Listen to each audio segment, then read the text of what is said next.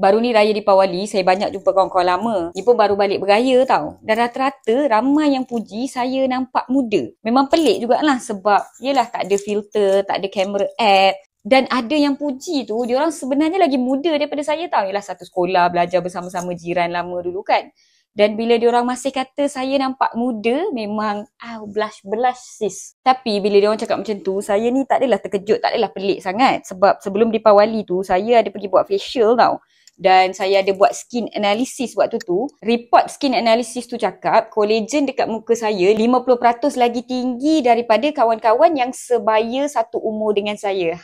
Bangga sis gitu. Tapi saya tak ada makan apa-apa produk kolagen ke anti-aging ke apa ke, tak ada tau. Saya hanya amalkan 2 hingga 3 tips lah yang saya nak share dengan you all semua. Yang pertama sekali, kena jaga kualiti tidur. Yes guys, kualiti tidur ni paling penting sebab bila kita banyak kerja, serabut fikiran, tidur mesti terganggu. Tidur tak tenang, kualiti tidur terganggu, dan kalau kuantiti tidur pun terganggu, ini boleh menjejaskan kesihatan fizikal dan kecantikan kulit. So korang jangan tengok live malam-malam, okay? Tidur awal. Yang kedua adalah minum air secukupnya. Especially kalau kita dekat luar rumah. Ramai perempuan tak suka minum air banyak dekat luar sebab tak nak pergi toilet kat luar kan.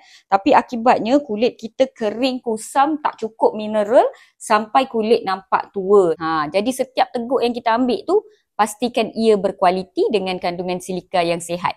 Cukup mineral yang penting dan air yang bersih. Sebab tu saya kalau nak minum air mineral, terutamanya kalau saya kat luar tengah travel, memang saya pilih spritzer yang penutup hijau supaya tubuh kita cukup hydration, kulit pun dapat cukup silika untuk pembinaan kolagen. Korang tahu kan, silika ni dia adalah batu bata asas untuk pembinaan kolagen. Sebab tu sangat penting untuk dapatkan sumber silika yang tubuh kita senang serap, yakni paling mudah melalui air mineral lah. Jadi senanglah, just pilih air mineral yang mengandungi kandungan silika yang tinggi demi kulit kita. Dan tips ketiga adalah jangan skip skincare. Sebenarnya dulu saya pun culas juga dengan skincare tau.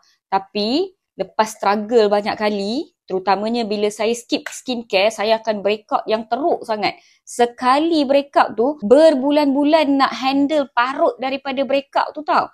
Jadinya better lah kita betul-betul berdisiplin dengan skincare. Serum, moisturizer, paling penting sunscreen, memang tak boleh skip walaupun dalam rumah. So ini 3 tips daripada Dr. Mala untuk kekalkan kulit muka yang sihat dengan kolagen yang cukup untuk umur kita, supaya kita boleh confident dengan semula jadi, tak payah makan produk-produk yang mengarut. You all okay tak dengan 3 tips ni? Kalau ada apa-apa tips tambahan daripada you all, macam mana nak kekal muda tanpa filter, tanpa apps, boleh letak di ruangan komen. Semoga tips ni semua membantu korang.